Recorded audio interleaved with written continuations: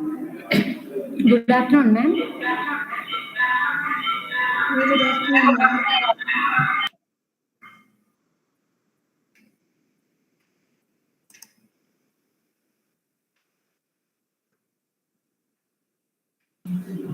We will start within 2 minutes, ma'am. Sure, ma'am. Okay.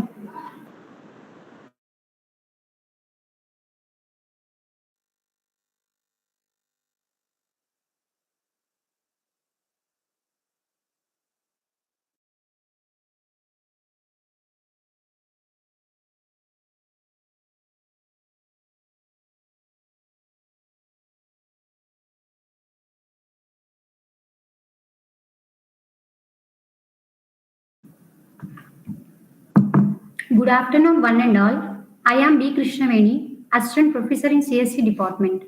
I welcome you all for the fourth day session of 1 week online faculty development program on role of big data and cloud in the era of transformation.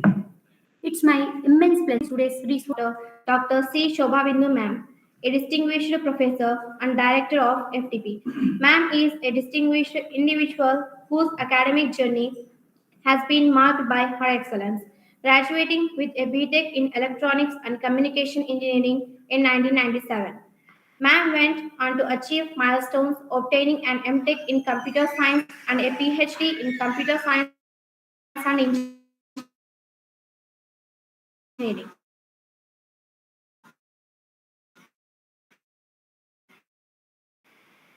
Ma'am's professional trajectory includes roles.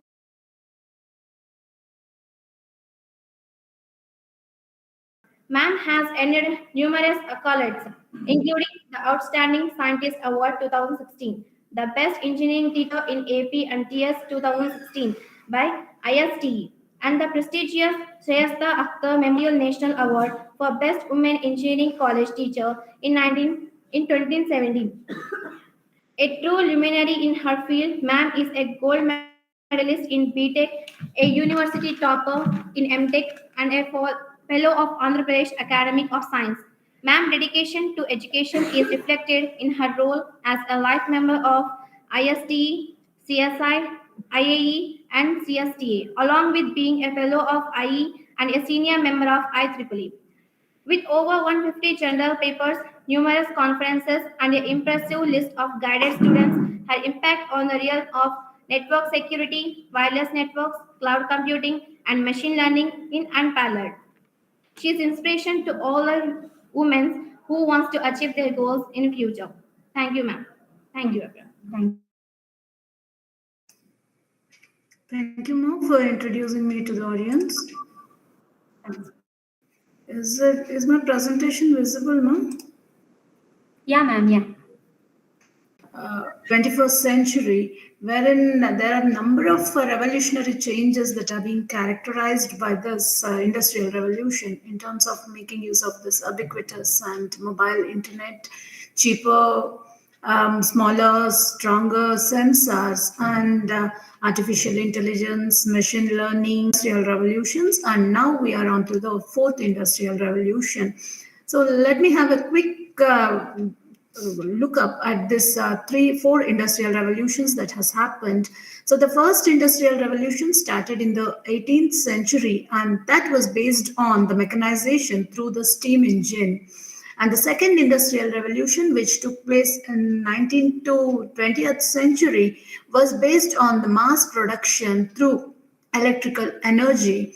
And the third industrial revolution was based on intelligent information revolution, which has happened because of the introduction of the computers and the internet.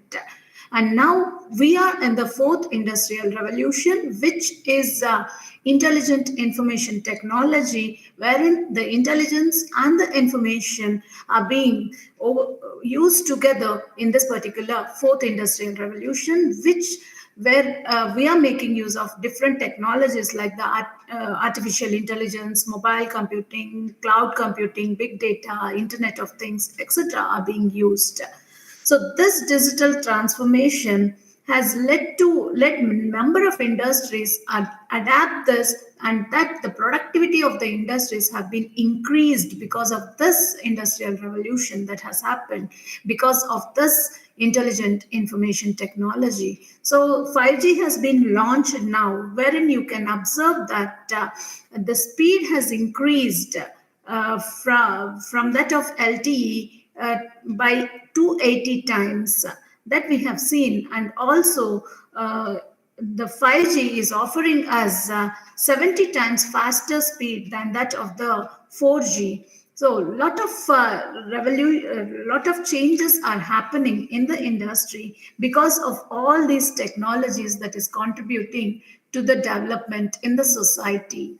So when we look at the changes that have happened in the society because of this technological progress, maybe in terms of the data that we have, so we have abundant of data being available, and as we said, the speed of the networks are also getting increased because of all these characteristics. There is a voluminous increase in the size of in the value of the data, and that has changed the role of the human being and that of a machine.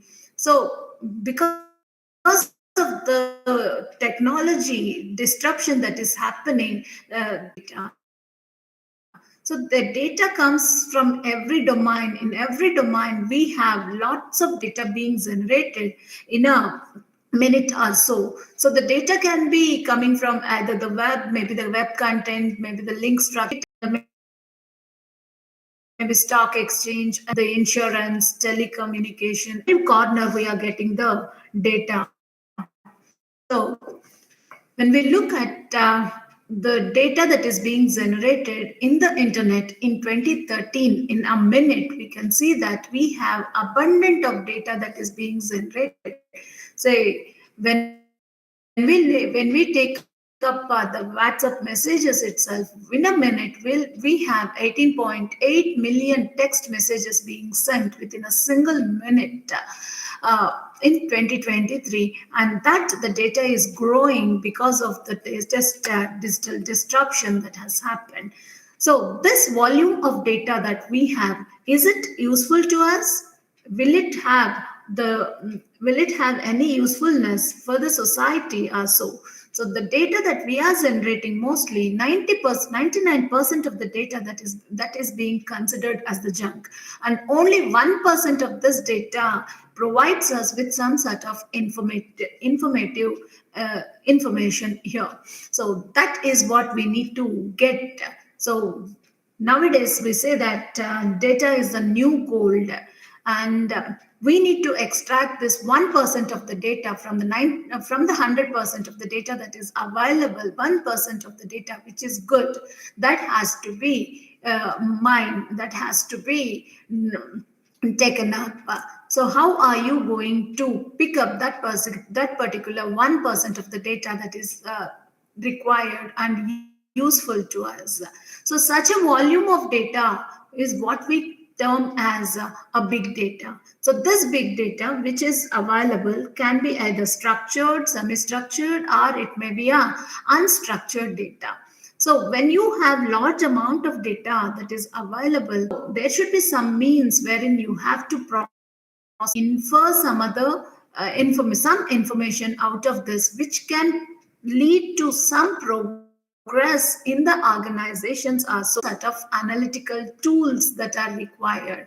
So I need not have to mention about the characteristics of big data. So the 6 ways of big data that we have: the volume, velocity, value, variety, veracity, and the variability. These are the 6 V's of data. Coming to the volume, it speaks about data at rest. That is a huge volume of data, huge amount of data that is available. And coming to the velocity, it talks about the data in motion. That is, it refers to the high speed of accumulation of the data, maybe via the social media, or it can be either the phones or something like this. So that is the velocity of the data. And the other V, that is the other characteristic is a variety. So wherein the data can be in many forms, either, as we said, it can be either structured, unstructured, or the semi-structured data that we have.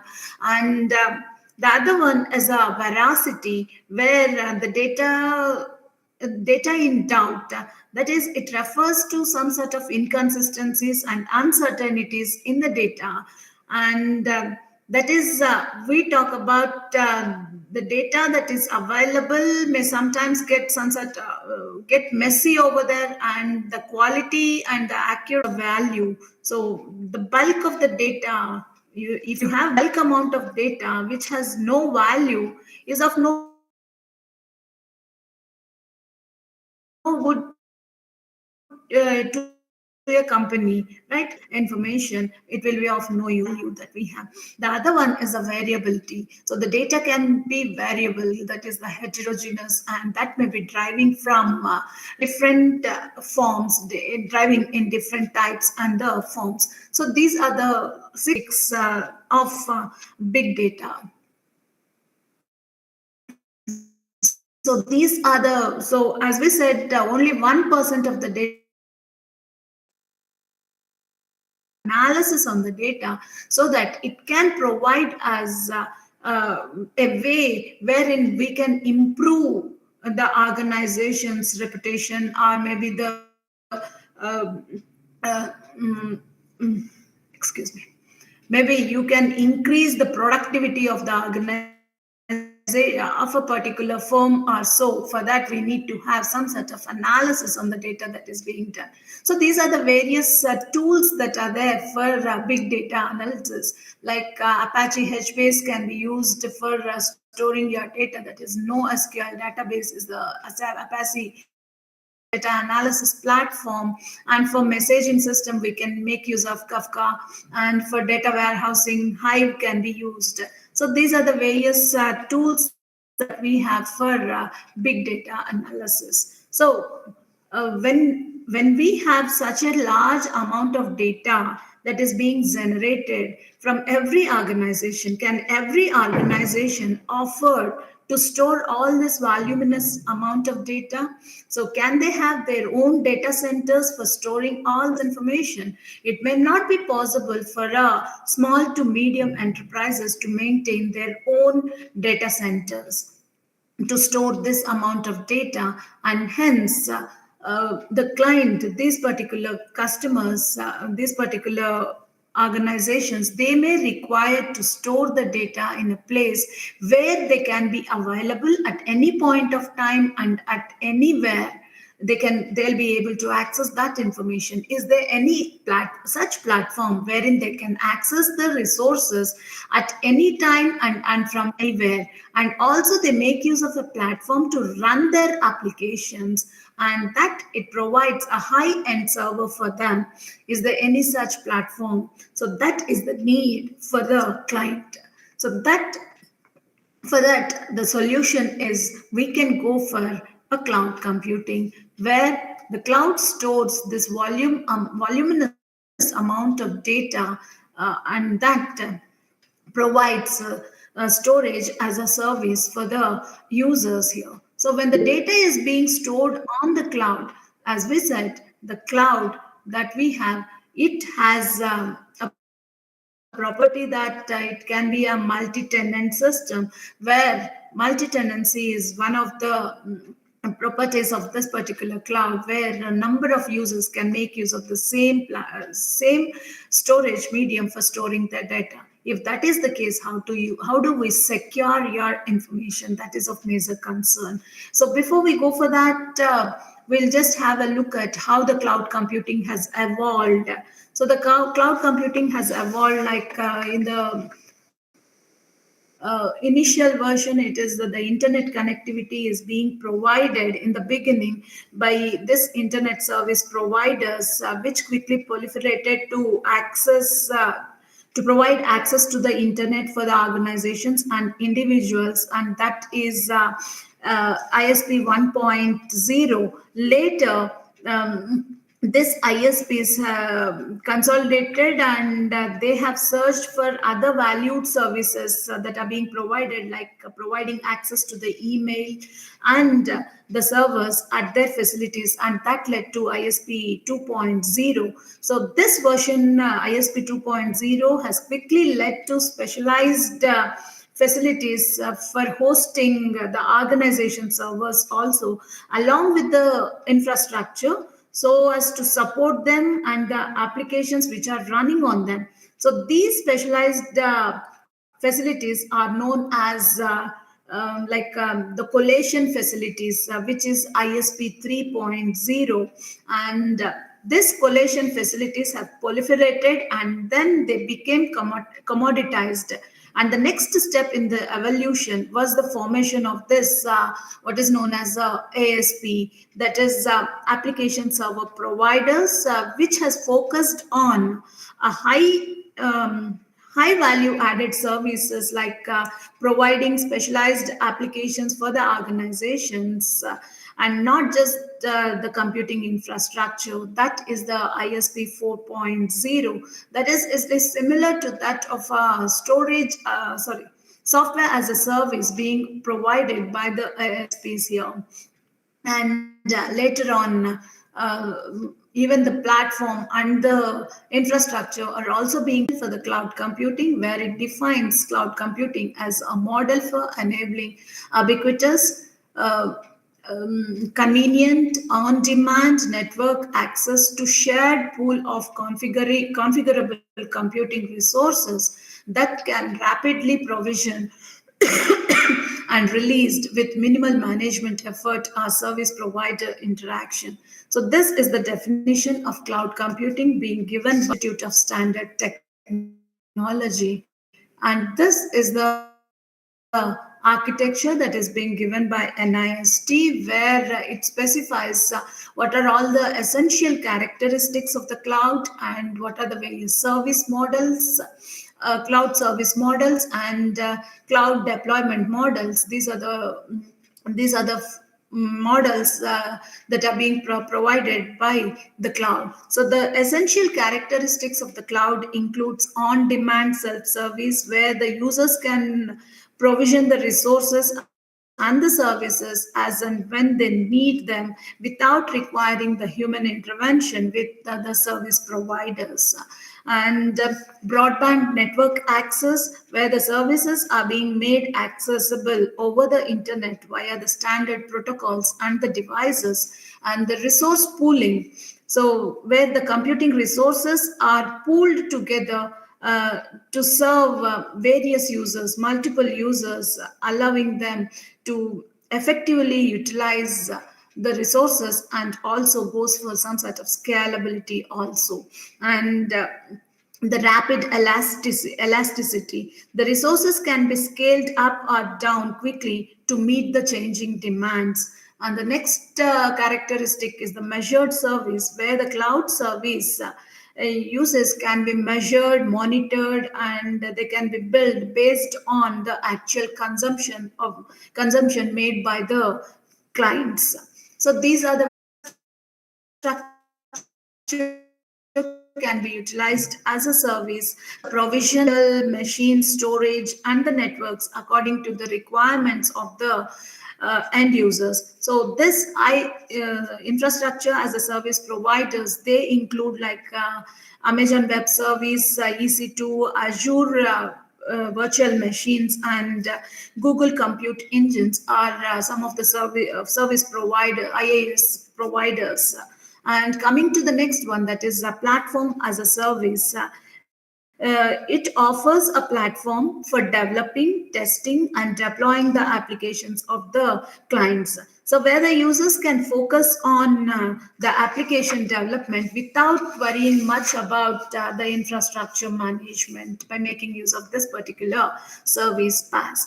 So, the PaaS providers, they include infrastructure, application, and the data, and the users can typically customize certain aspects of the application that can fit to their needs, according to their needs. So the examples for this software as a service include like the Salesforce, Microsoft Office 365, Google Workspace, are all the providers that we have where they provide software as a service. So these are the various service models related to the cloud computing. And coming to the deployment models, we have four deployment models: public, private, hybrid, and community. So the public cloud, they'll be providing the services over the public network, and these are being made available to make use of them. So this is very much cost effective option for the businesses and the individuals who are looking for the scalability and flexibility. So the public cloud providers like AWS, Azure, a wide range of services which can be accessible to the general public. The next one is a private cloud where the infrastructure and that may be located either on premises or it can be off premises also. Now, the private cloud environments are being designed in order to meet the specific security, compliance, or the performance requirements, where they can offer us the enhanced control, customization, and the privacy. But what is required is it requires more investment for that particular public and private cloud environments, and allowing the flexibility and sharing between the two. These organizations they can leverage and benefit both the public and private clouds here, wherein they can ensure the optimal resource allocation. This hybrid cloud deployments, they'll be enabling like workload portability and seamless integration between the different environments. And the other one is a community cloud, where the community cloud is a deployment model where the infrastructure and the services are shared among a specific community, or it may be a group of organizations.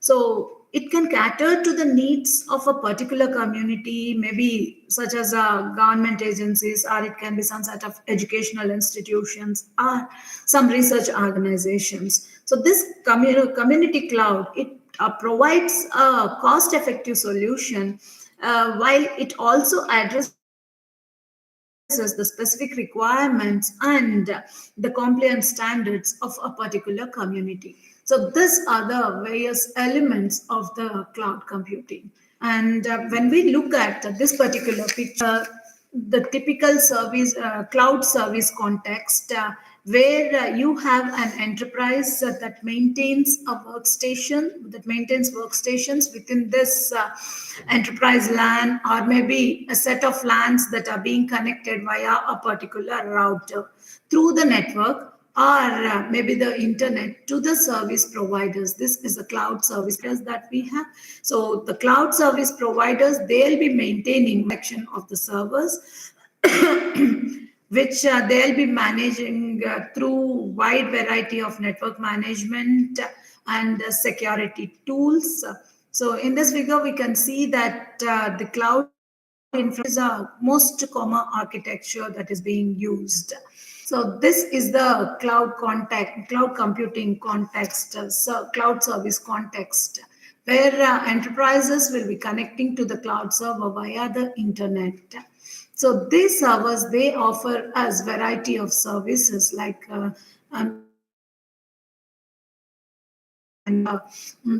software as a service, or sometimes the new services are being added to this cloud computing, like security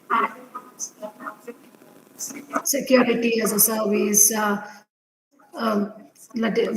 storage as a service, and all. So that are also being included into this. So these are the various.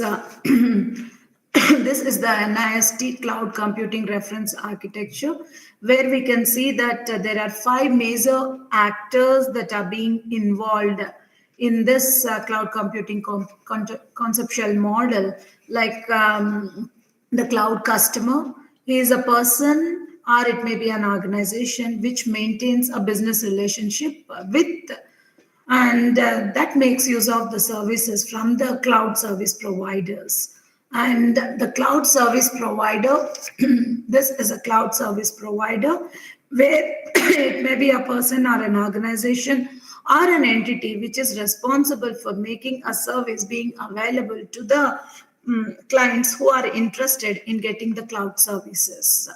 And a cloud auditor, this is a third party that we have that can conduct some sort of independent assessment on the cloud services, the information system operations, performance, and the security of the cloud implementation. All this will be can be assessed by this cloud auditor.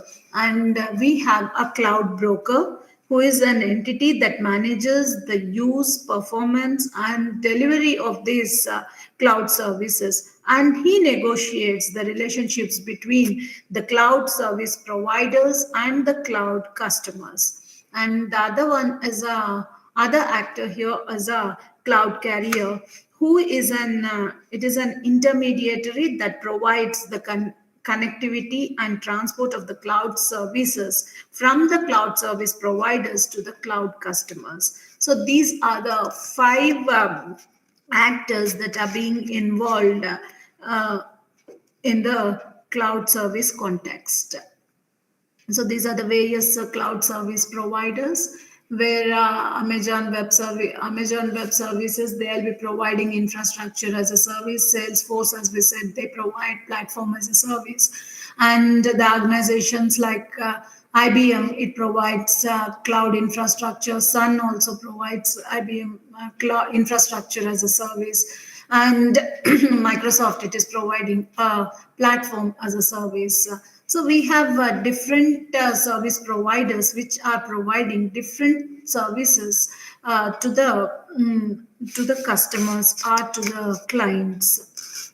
So when we look at the top challenges in 2023, Flexera has given a report, a cloud report, and it says that mostly managing the amount that is being spent on managing this cloud is the major challenge that we have. And the next second challenge that we have is the security in the cloud.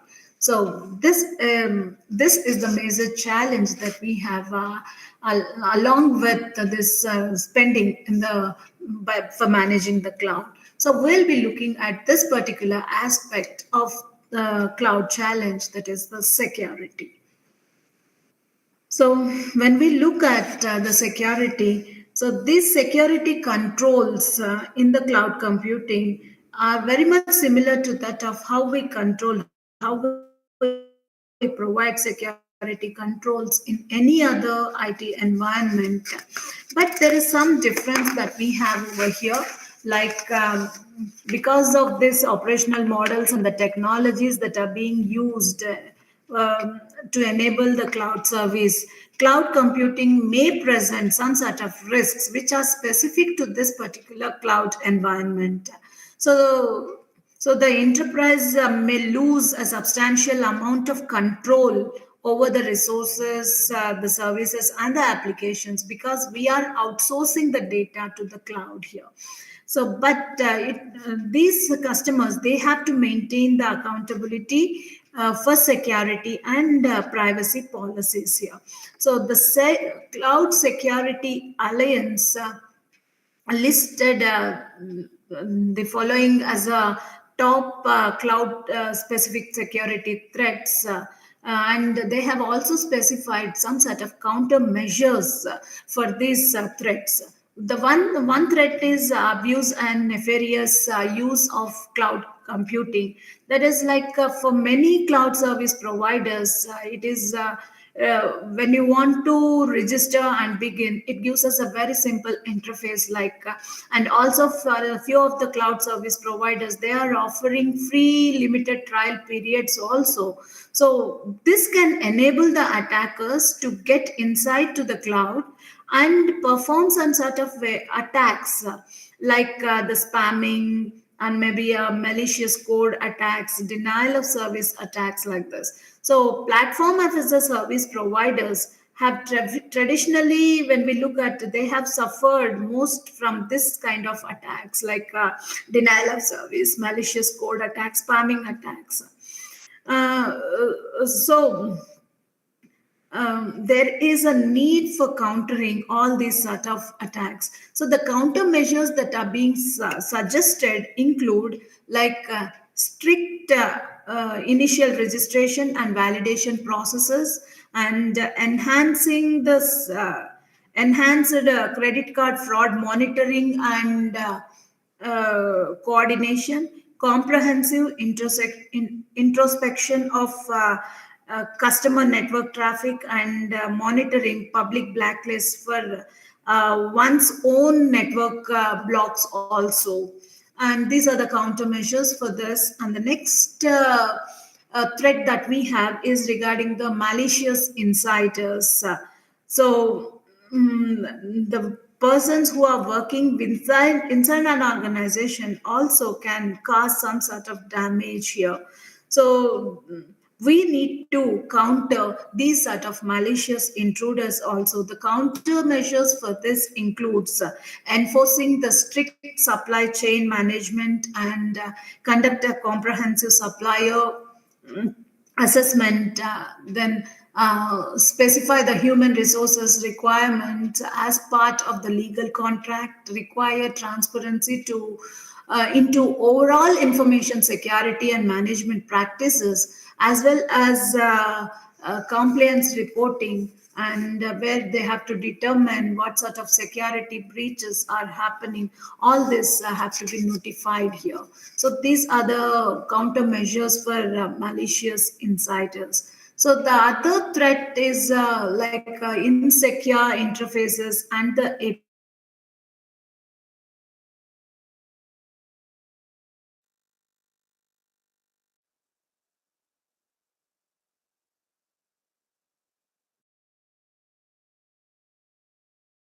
authentication and access controls are being in place, and understanding the dependency chain associated with the API, so that they can counter this insecure interfaces. And the next risk is regarding the shared technology issues.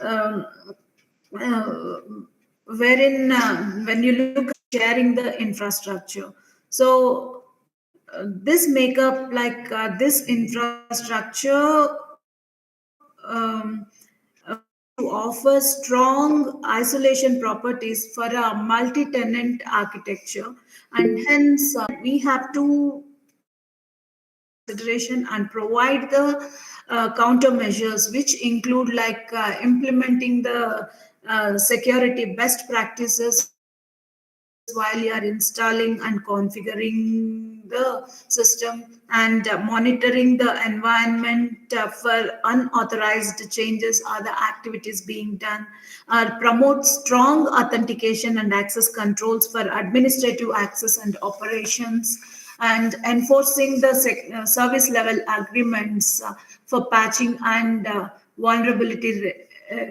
remediation, and some sort of conducting the vulnerability scannings and configuring the audits. So these are the countermeasures for shared technology issues. The other one, the major one that we have here, is the data loss or the leakage.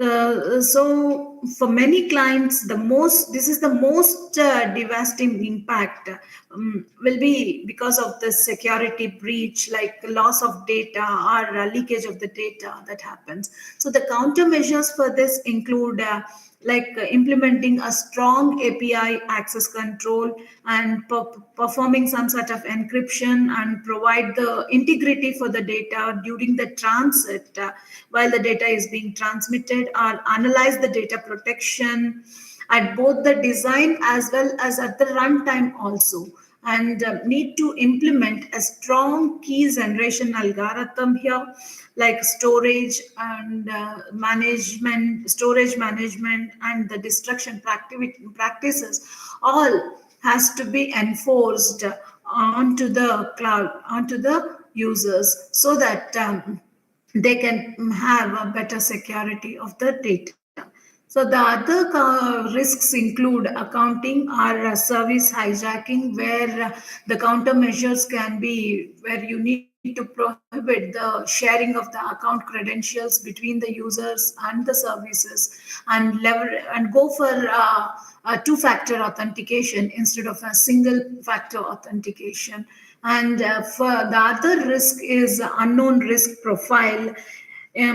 While we are making use of this cloud infrastructure, the client necessarily cedes the control to the cloud service provider on a number of issues which may affect the security. So the client must pay attention, and he has to clearly define what are the roles and responsibilities of the people who are involved in managing this particular risks. The countermeasures include disclosure of applicable logs and the data, and partial or full disclosure of infrastructure details, and monitoring and alerting on necessary information. So these are the various security risks and the countermeasures for that particular risks that are being there. So when you are making use of when you are outsourcing your data, and that data can be accessed by multiple users at a time, that is the multi-tenancy nature of this particular cloud storage service makes it vulnerable and skeptical for adoption. So how you need to secure your information, that is the major concern here. So there is a need for securing your information because of this multi-tenancy nature of the cloud.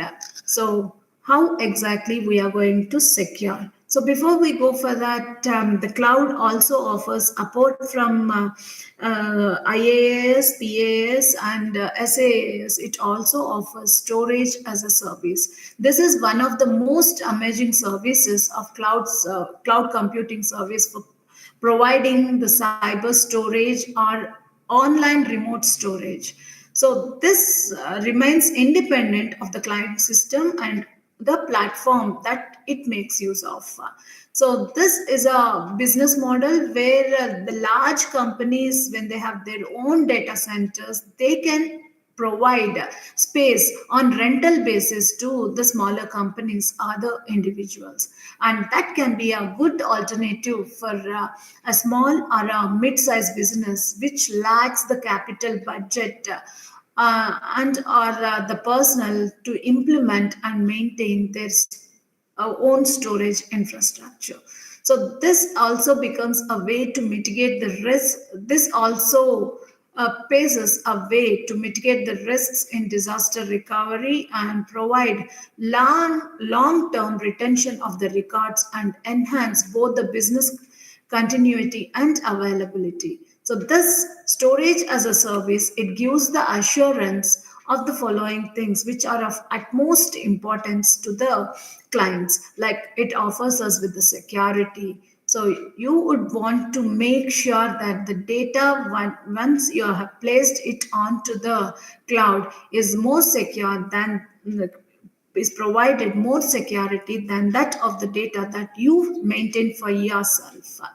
And it is cost effective in nature, where the service provider must be able to do the handling of the job at a lower cost than that is being maintained by yourself and the service developer. Sorry.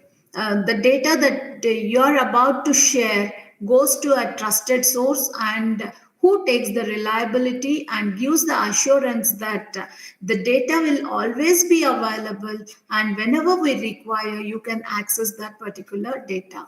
So these are the very uh, important assurances that we can get by opting for a storage as a service. The other thing, when you have your data that is being placed onto the cloud, you need to provide security to that particular data. So now the cloud is coming up with the cloud has come up with being used security as being provided as one of the services here. So so the Cloud Security Alliance has defined the security as a service, that is defined as CEC, SEC, AAS, that is security as a service, as the provision of security applications and the services via the cloud, either to the cloud based infrastructure and the software, and from the cloud to the customers premises. So the Cloud Security Alliance, they have identified a certain category of services that are being provided as a part of security as a service, like the identity and access management, data loss prevention, web security, email security, security assessment, intrusion management, security information and event management, encryption, business continuity and disaster recovery, and the network security. Here we can see that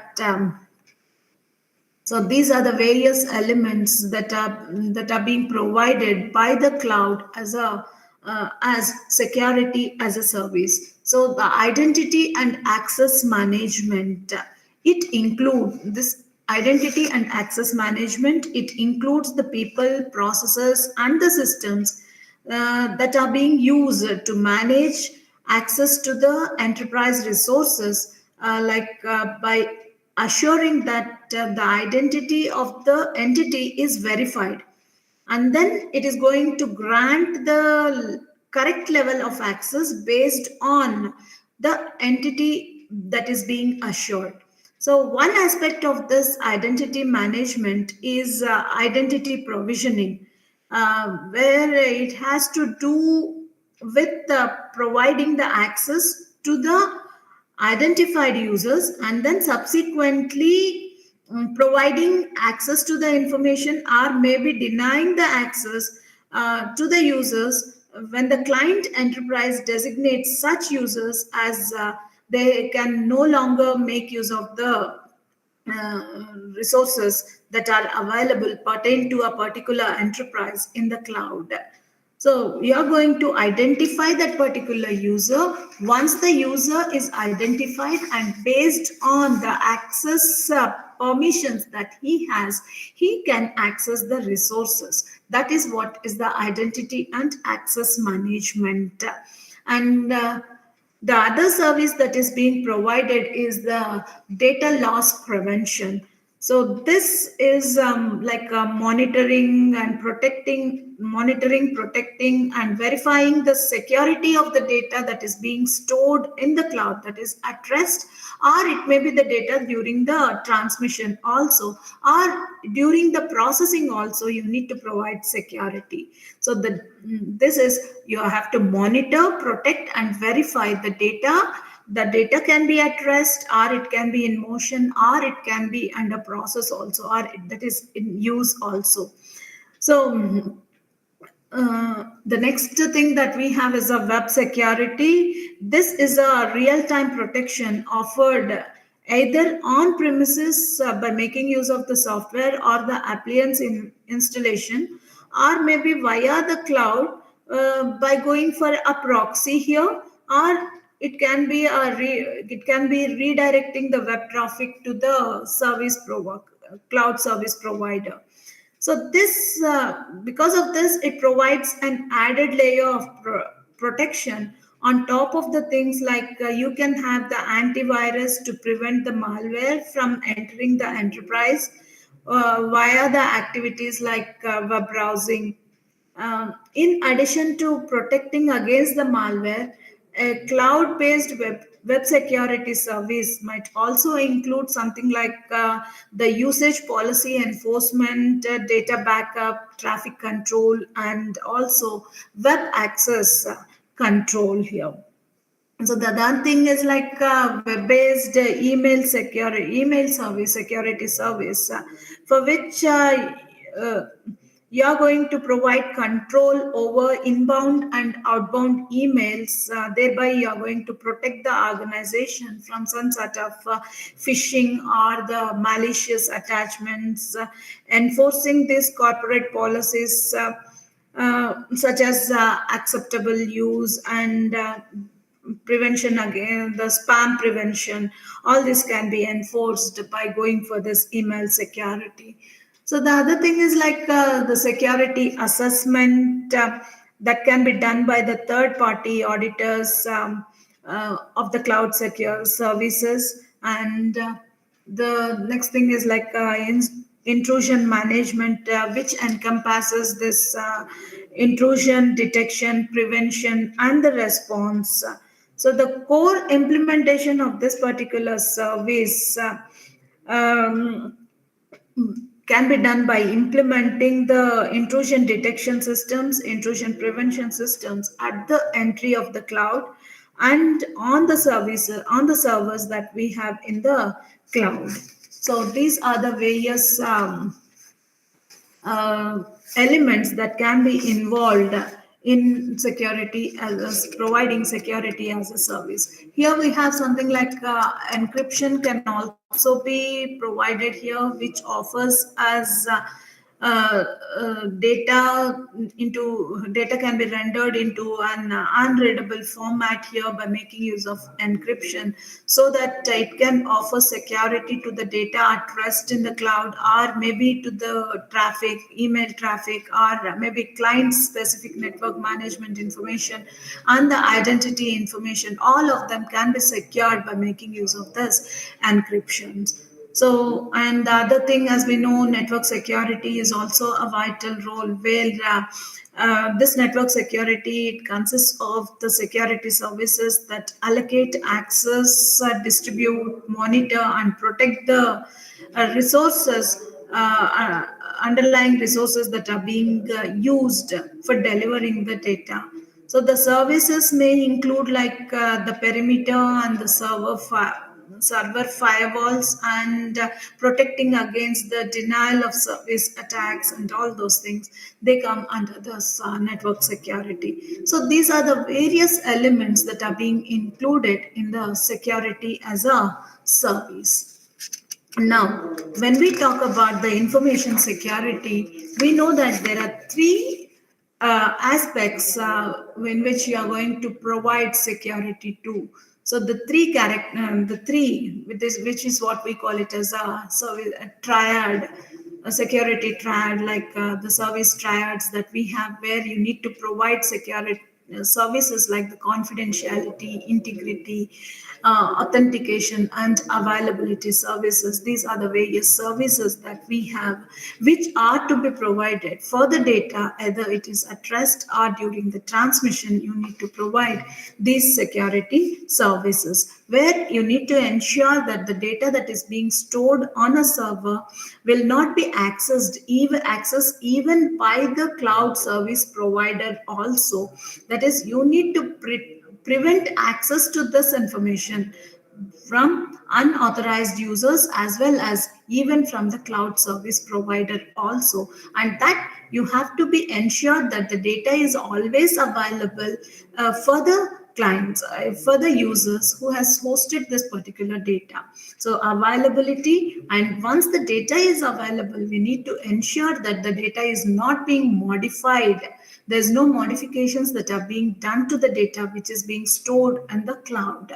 And when we want to give access to others, when we want to access that particular resource, and the cloud cannot offer services to all the cannot provide access to that particular data to everyone. So there should be some sort of authenticity for the access to that particular information. So these are the services that are to be offered for the data that is being stored in the cloud, similar to that of the services that we offer to the information.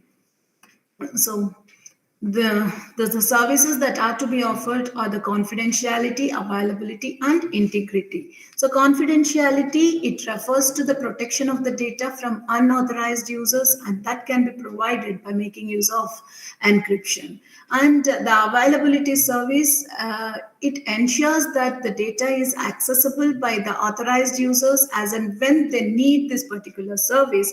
And there should be it should be reliable. That is what we say, in the sense, whenever you want to access your resources, your data on the cloud, it should be always made available. And if one goes down also, there should be a duplicate, a redundant copy of that, so that it can provide us the services. So availability can be achieved by having a redundant copies being maintained, that is replication of the data that can be done over there in the cloud, so that all the data that is being outsourced onto the cloud can be made available to all the users at any instance of time when they require that. And the other service that is to be provided is the integrity, where it refers to the protection of the data from any sort of modifications. These modifications can be done either intentionally, or it can be unintentional, maybe by accident. The modifications may be done, but you need to protect your data from either intentional or accidental modifications. So the verification of the data integrity is a simple method for data possession assurance in the cloud, whether the data is being provided is there in the cloud or not, that will be ensured. So when you have that particular data, whether it is intact, like whatever the data that is being stored by the client, whether it is holding that particular data only or not, that has to be ensured. And that can be done by making use of some methods. In the old, for information security, we were making use of some sort of hashing and the signatures, but maybe we do have different other methods that has to be used when you go for this cloud. So we need to protect the data that is either at rest or during the transit, or that is being used. uh, that is being used. So data at rest, or maybe the data during the transit, all of them has to be secure. So we need to provide these three security services, like the confidentiality, integrity, authentication, and we need to ensure that always the data is made available to the end users. So this is one architecture wherein you can store the data onto the cloud in the encrypted manner. So the data owner will be encrypting the data, and that encrypted data will be stored onto the server, here. So then whenever he wants to give access to this information to other users, then the other users can get the information from the cloud, but that will be in an encrypted manner, and that the user has to provide him with the key, for making use of which he'll be decrypting this particular information here.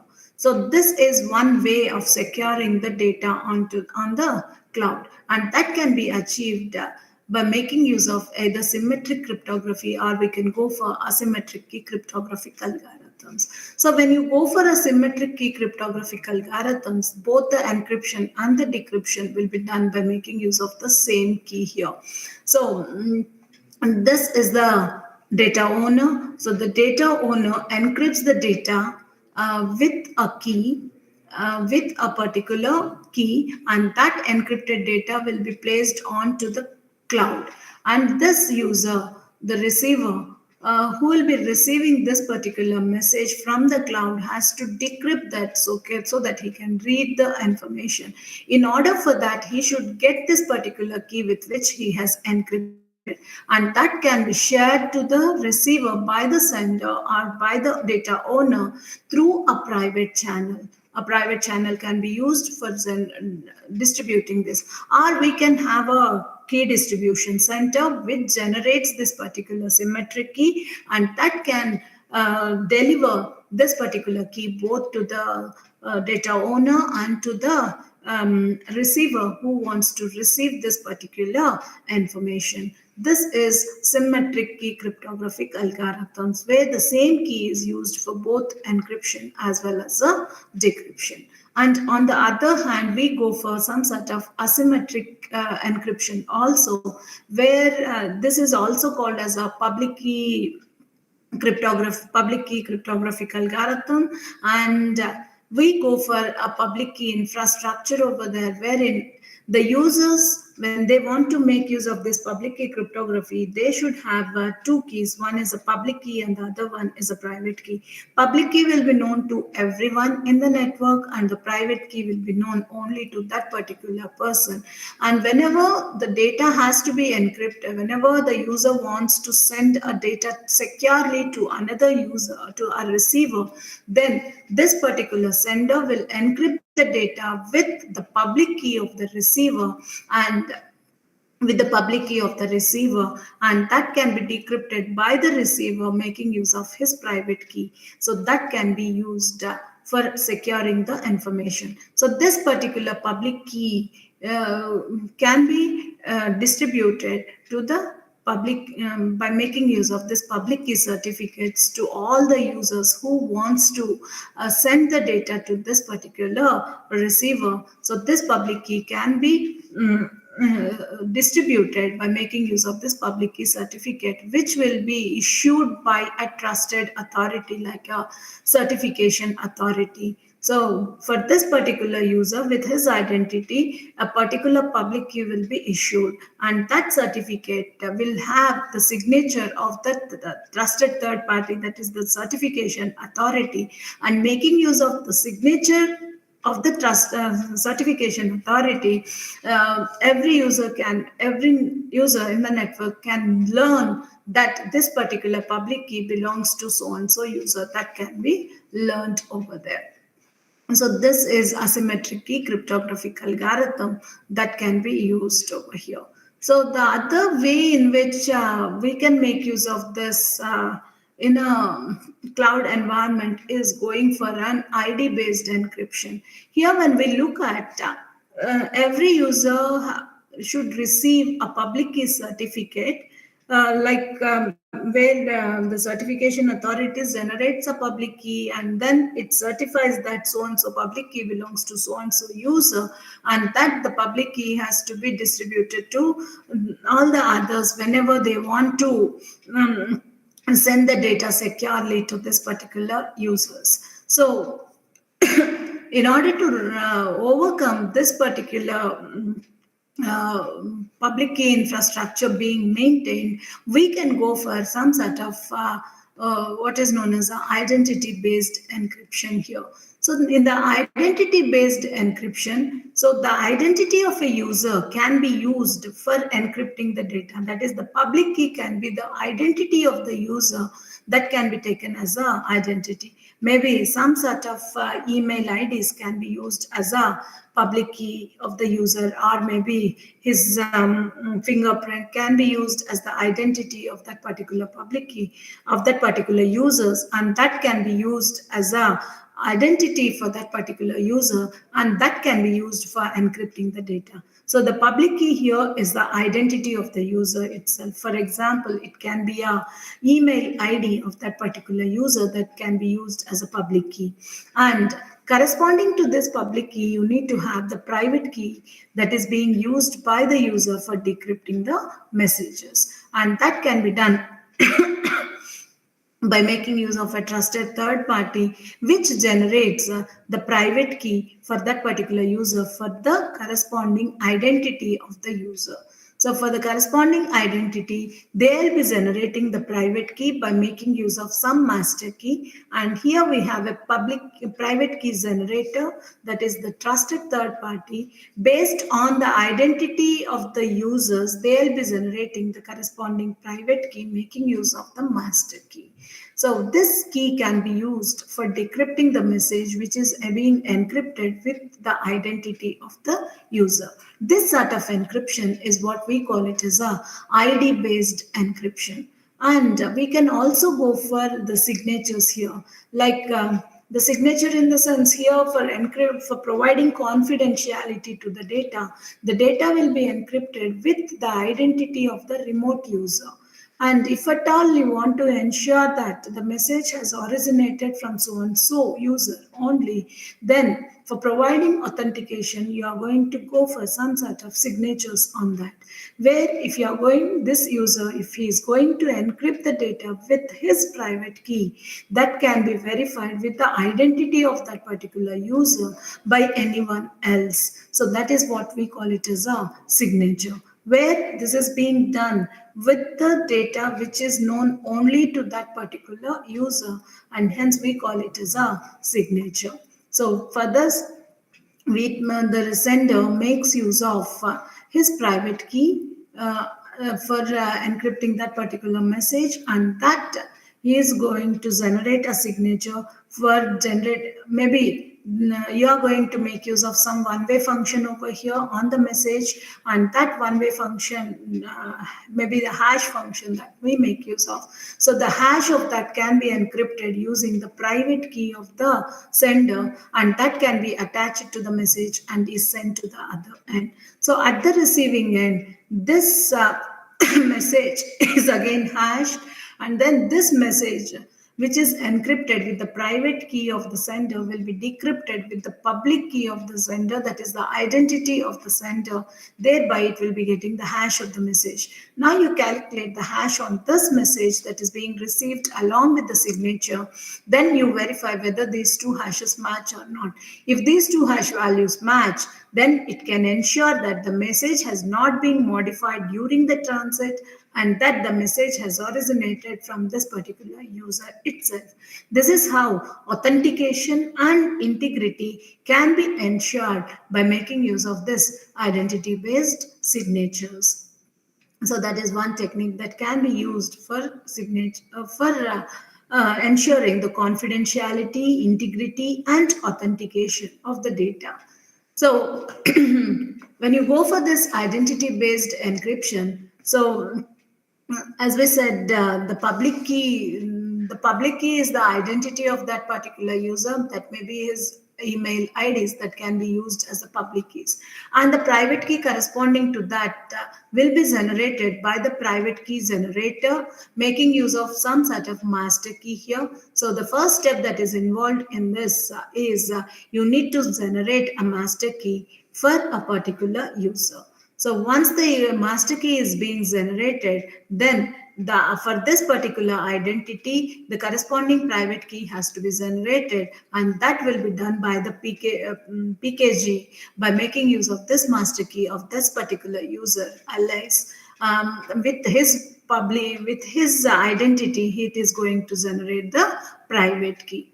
So this identity encryption scheme is a four algorithm or four steps that we have here. In the first step, it is the setup algorithm where it is going to generate this master key that is being used for generating the corresponding private key for a particular identity, that is the public key here. And the second step is we need to generate this private key for the corresponding public key or the identity of that particular user.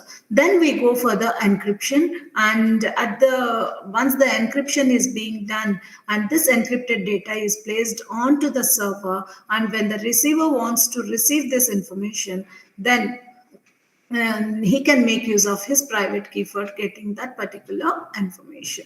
So the use all the other users, when they want to send the information to Alice, they will be encrypting their data with the identity of Alice and then store it onto the cloud. And whenever Alice wants to get that particular information, then he gets that information, decrypts it with its private key. Thereby, it will be getting the information that is being sent by some other users for this particular analyze. This is identity based management. So this is how the encryption is being done. And so whenever Bob wants to send the data securely to Alice, then he'll be encrypting that information with the Alice, making use of Alice identity. And then the next thing is Alice gets that particular information, decrypts it with the private key, so that he'll be getting the information securely.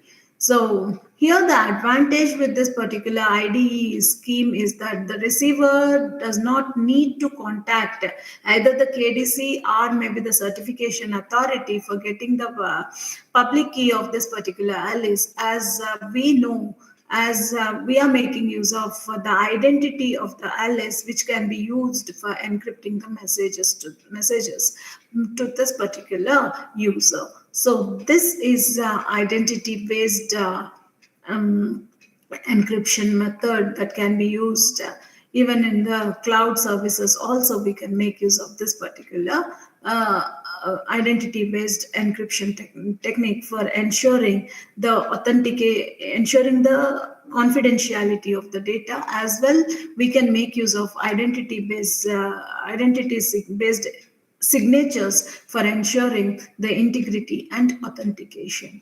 So the other thing is like where we have made use of the identity of a particular user as a public key. In there is a improvement, like there is some improvement over this, where we can go make use of the descriptive attributes of a particular identity can also be used as a public key over here, and that led to the concept of fuzzy identity based encryption, where in the fuzzy identity in this identity based encryption, so the identity of a person will not be based on just an ID. Rather, it will be based on the descriptive attributes with a preferred error tolerance capability.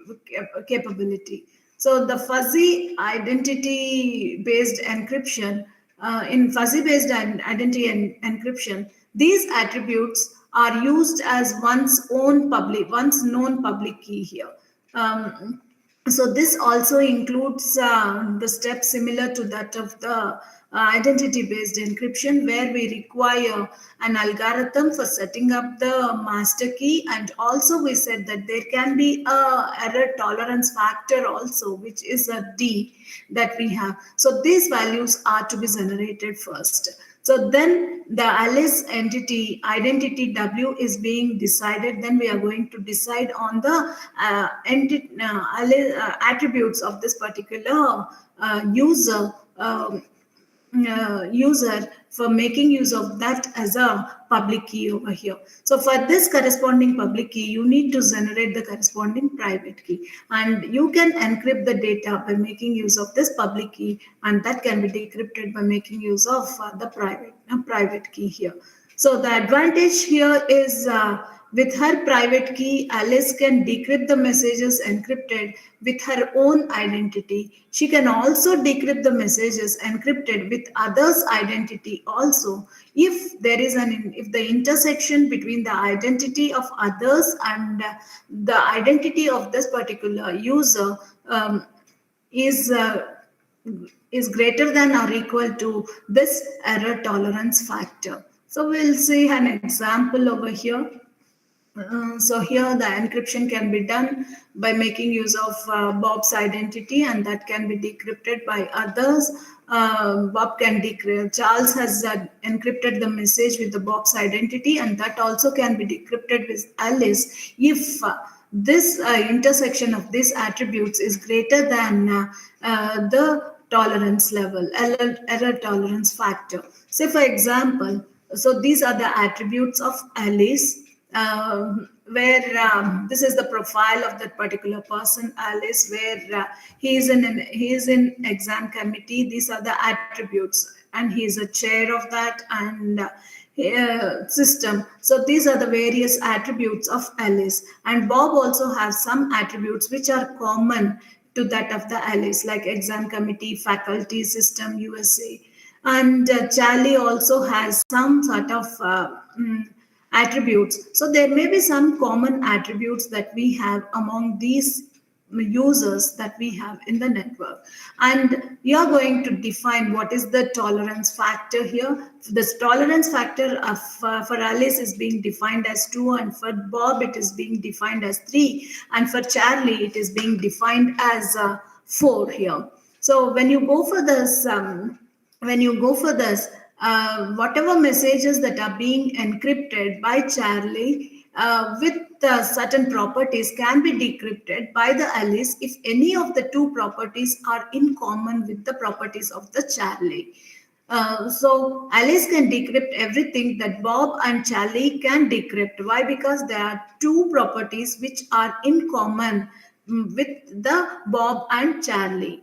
So here you can see the properties of Alice are exam committee, chair, and system.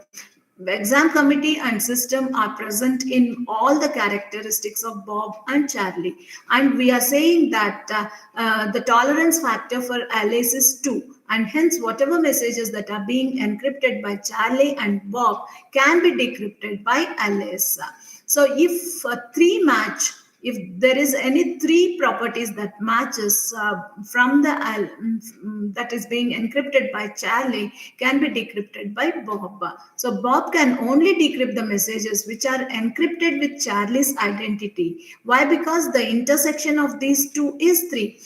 So whatever messages that are being encrypted by Alice cannot be decrypted by Bob, because 3 properties are not common between Alice and Bob. So we are saying the tolerance level is 3, and hence there is no 3 matches among the attributes here, and hence Bob cannot decrypt the information which is being encrypted by Alice. But whereas Alice can decrypt any of the information which is being encrypted by Bob and Charlie. So this is what we call it as a attribute based encryption. So when you go for this attribute based encryption, so we can specify, here we are saying that exam committee and system are the attributes that are in common with all. So, and we are saying that these 2 attributes should be satisfied by Alice, and in addition to this, one more property, either it can be a faculty or USA, should be satisfied by Bob, so that he can decrypt the message which are being encrypted by Charlie here. So that can be represented by making use of this and or attribute. Anding and oring of these attributes. So that specifies our access policy. So this access policy can be represented in the form of an access tree. So the access policy to be associated with the private key, where the leaf nodes which you have in this particular tree, they specify the attributes which are coming from the fuzzy identity. So here it can be computer science and admission committee. This is a mandate one, or it can be he can be a dean, or it can be 2 out of 3. M out of n can also be used, where you have these attributes. Out of these 3 attributes, at least 2 attributes have to be present over there. So this is the access policy that can be specified here. So when you go for this attribution, here you can see Charlie is encrypting a message with a set of attributes Y, not with anyone's identity. Based on the set of attributes, it is performing the encryption. And now Bob can decrypt M if his key policy is satisfied with that of this particular properties. And Alice can also decrypt this particular message if the key policy satisfies this particular attributes. And so this is about attribute based encryption. So the key policy can be like this. So like computer science and admission control, or he can be, if he is a dean, or it can be any of these two that can be satisfied. So Alice can decrypt a file which is encrypted with the attributes like computer science and admission committee, but she cannot decrypt another ciphertext which is associated with the attributes like one from this computer science, and the other may be some other thing like a program committee. Then he cannot decrypt this. Why? Because these two are mandatory for him to decrypt this particular information. So that is attribute based encryption. So there are different attribute, various variations of this attribute based encryption, like ciphertext policy attribute based encryption, and key policy attribute based encryption. So while in the original ABE, this is a key policy based attribute based encryption. So this policy is associated with the private key. But whereas when you go for a um, ciphertext policy attribute based encryption, access policy will be associated with the ciphertext. That is, when you go for key policy ABE, the attribute association will be towards the ciphertext, and the private key will be based on the policy association. But whereas it is reverse when you go for ciphertext based policy, ciphertext policy attribute based encryption. So that is about how you're going to provide confidentiality to the data. So the other thing is you need to ensure the integrity of the data that is being stored on the cloud. So in order to ensure the integrity of the data and the availability of the data, we have different techniques. So we have the data that is being stored on the cloud, and hence it is remote data integrity check that you have to perform to ensure that the data that is stored on the cloud is intact or not. So it refers to sampling of the outsourced data to securely, frequently and efficiently verify whether the data that you have stored over the cloud is correct or not, without actually retrieving the entire data.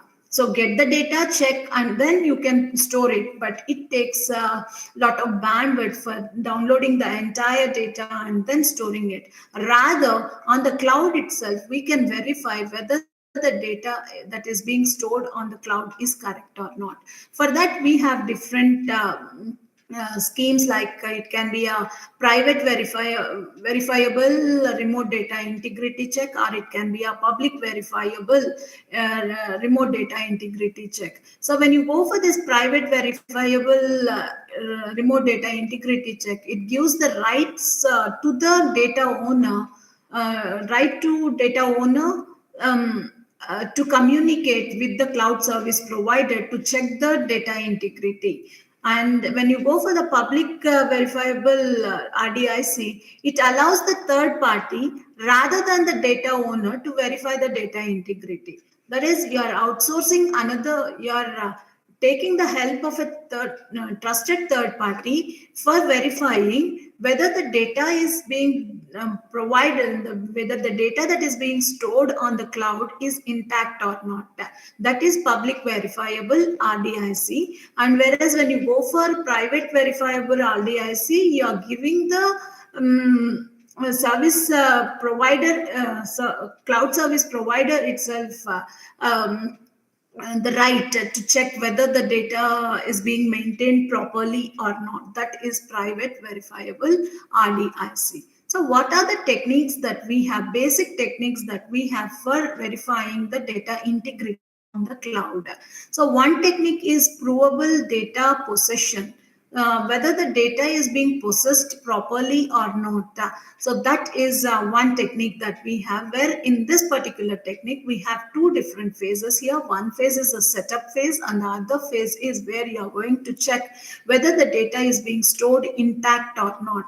That is the second phase, that is the challenge response phase. So this type of RDIC schemes, they'll be identifying only the corruption in the outsourced data.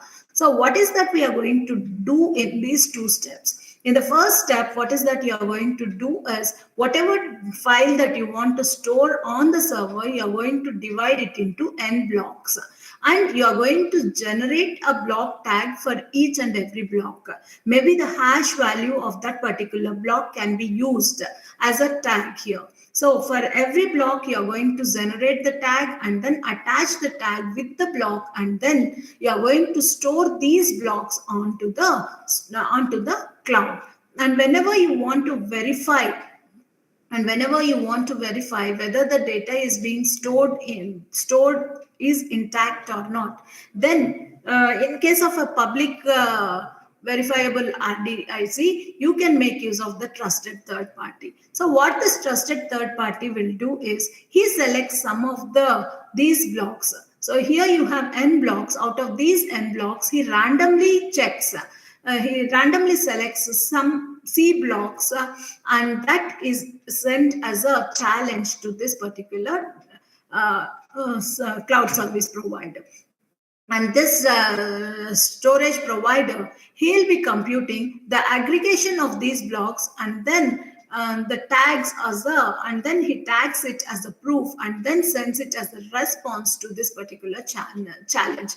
Then he'll be verifying whether this is intact. He will be verifying for the correctness of this, and then he can say that if it is proved to be correct, then it can be ensured that the data is not being modified at the service provider, and that is in possession. So this is provable data possession. So the other technique that we have is the proof of retrievability.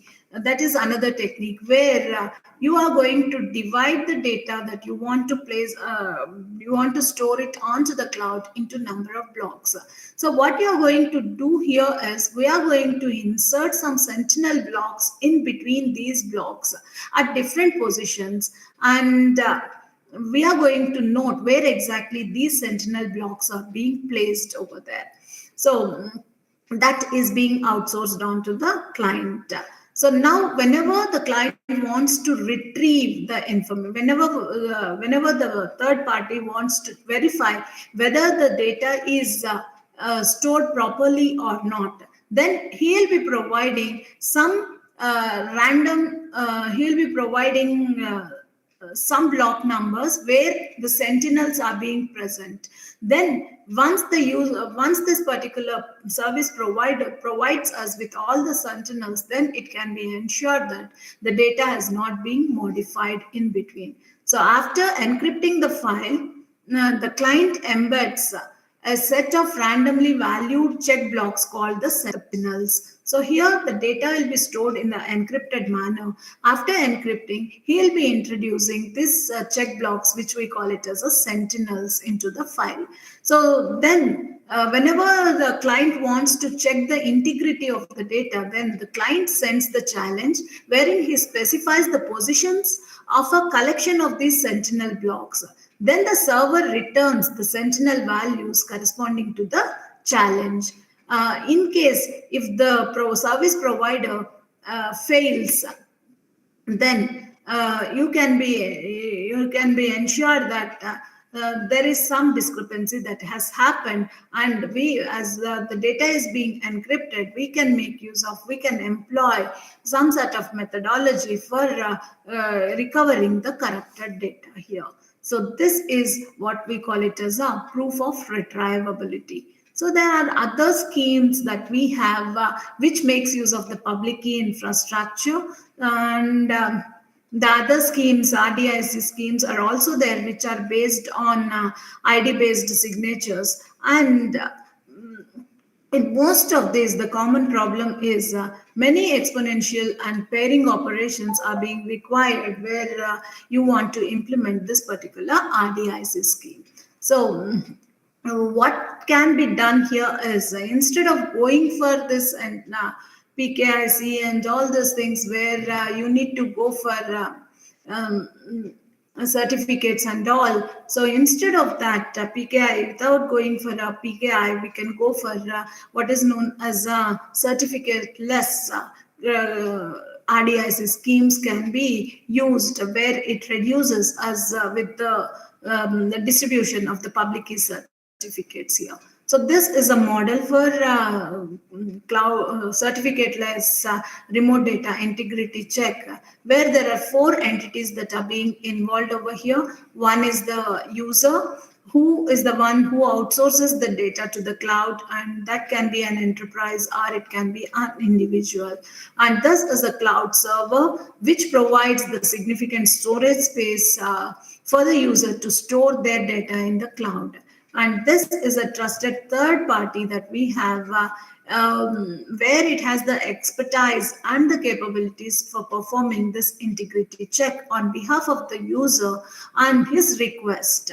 On his request, it can perform, the trusted third party performs the integrity check on the data.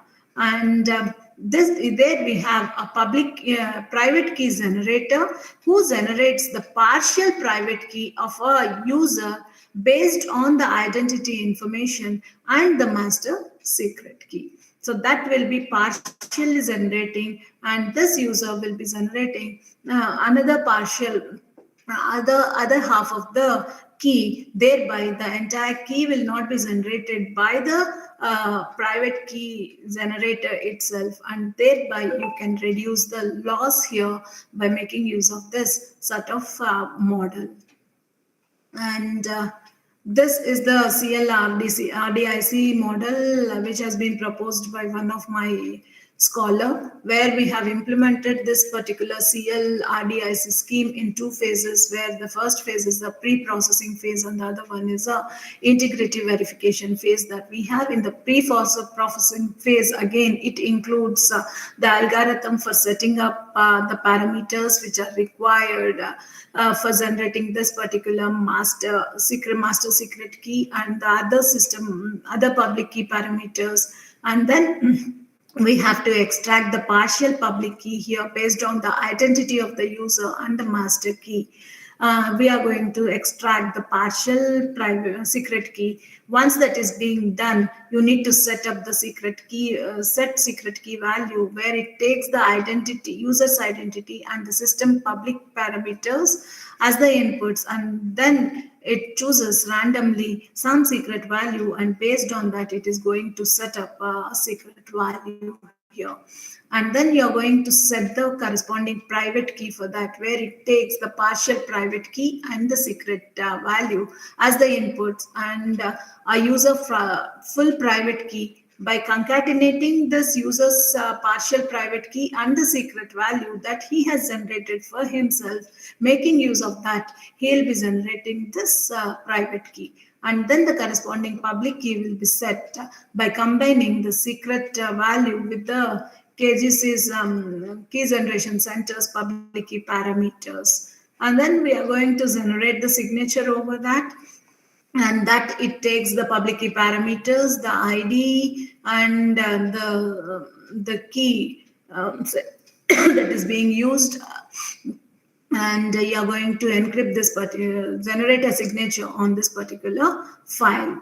So this is how we can make use of the CL certificateless RDIC. I have not gone in depth regarding the algorithms that are being used over here.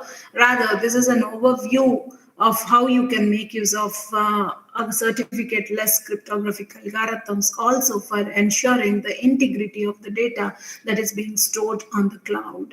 So from one paper, I have seen this, like the author who has given this. So there's one paper that I have found where they have introduced, they have provided a 3-level security over here, wherein they can provide, they are providing the authentication by making use of one-time password. After that, they are going for data integrity check by making use of the hashing algorithms, and the data will be provided confidentiality by encrypting the data, by encrypting the message, by making use of any of the strong or fast encryption algorithms like AES algorithm and all that can be provided. So so here we are providing authentication, integrity, and data control. So in case of Amazon Web Services, it can be it is seen that the users are encrypting the data by making use of TrueCrypt software. So this TrueCrypt is a outstanding encryption solution for anyone with familiar with some sort of managing volumes and a slight knowledge that you have on the encryption technology. They can make use of TrueCrypt, which is being used by Amazon Web Services.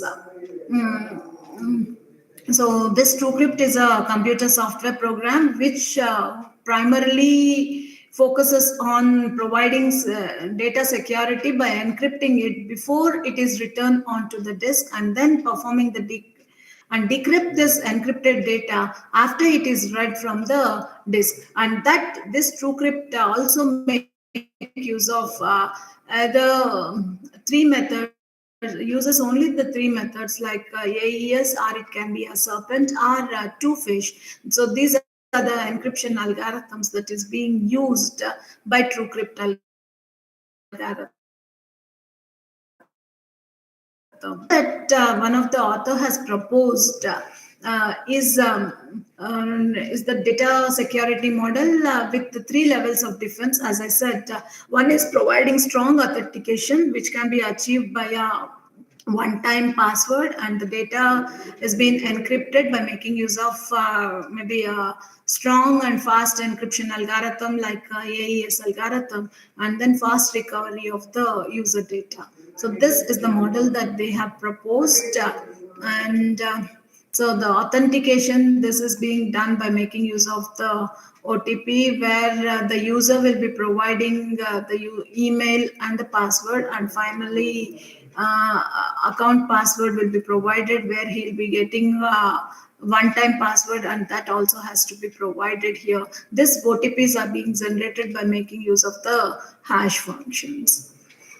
So this is the OTP authentication mechanism that they have made use of, where it contains number of message exchanges between the user and the service provider over here. That is when you want to store your data, for get the data, you need to have this authentication being done here. After that, you're going to go for encryption of the data. The data is being encrypted and it is being stored on the cloud. For that, we can make use of any of the modern block cipher algorithms.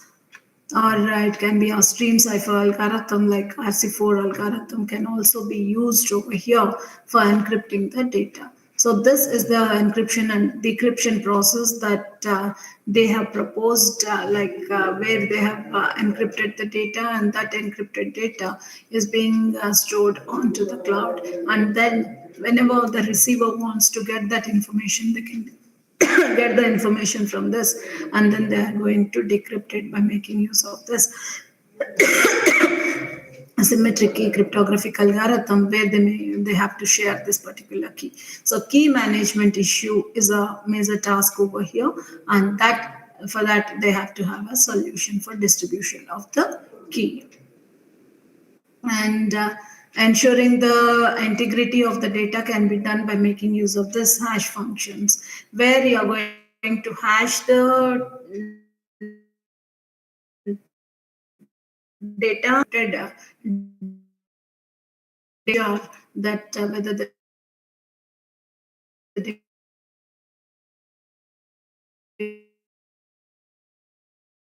during the proposed by one of the authors for securing the information. So this is how you can provide security to the cloud. And we say that the data is a new gold, and hence securing your data is very much important. And large amount of data, as we cannot store it on the computing resources that we have, we are going to outsource them onto the cloud. And hence the data that is residing on the cloud pertaining to the users, or it may be to the organizations, have to be secured. So in order to secure that, we do have different approaches. So these are certain approaches that we have for securing your information. And as we said, when we look at the model that is being proposed, by NIST for security as a service, we have seen number of categories on which you need to focus, like identity management and identity management, access management, or it can be data loss prevention, the web security, or it can be some sort of security assessments that you're going to have, intrusion management, encryption, like the network security, all of them. So those are being integrated into security as a service being provided by most of the by the cloud service providers now. So that can be utilized for for securing your data in the cloud. So this is what I have. Thank you for your patient listening. Any queries?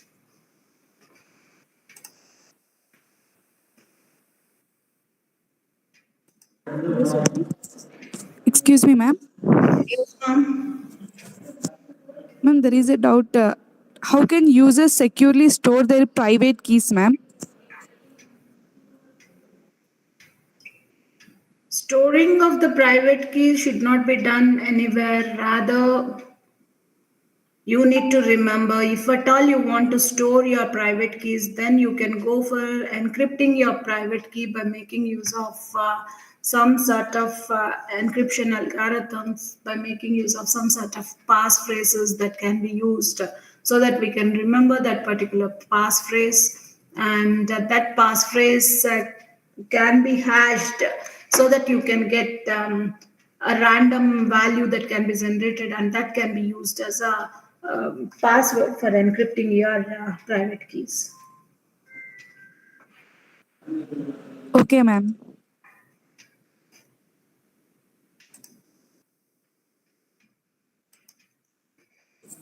Excuse me, ma'am. I have one query, ma'am. Yes, ma'am. How can cloud service provider assure the data security? Assure the data security. So, cloud service providers, like it is the data owner's responsibility to see that the data is being placed securely on the cloud, right?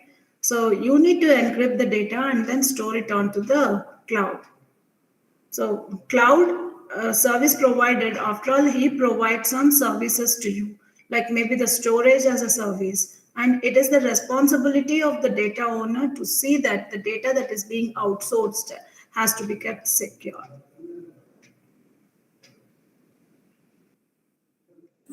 Okay, thank you, ma'am.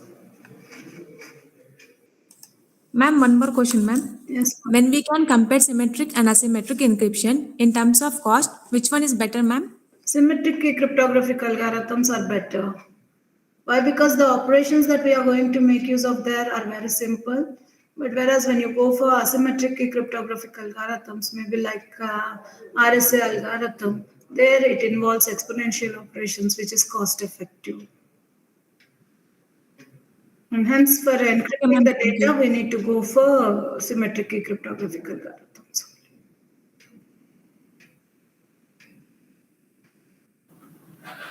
Thank you, ma'am, for sharing your wonderful knowledge about data security in cloud and different techniques.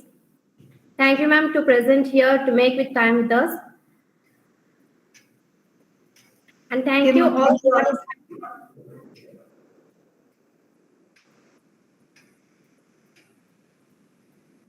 Okay, ma, thank you. And thank you all participants for making session successful provided in YouTube chat box. I request to all kindly fill the form. Tomorrow's session will be on afternoon 2 to 4 am and same time.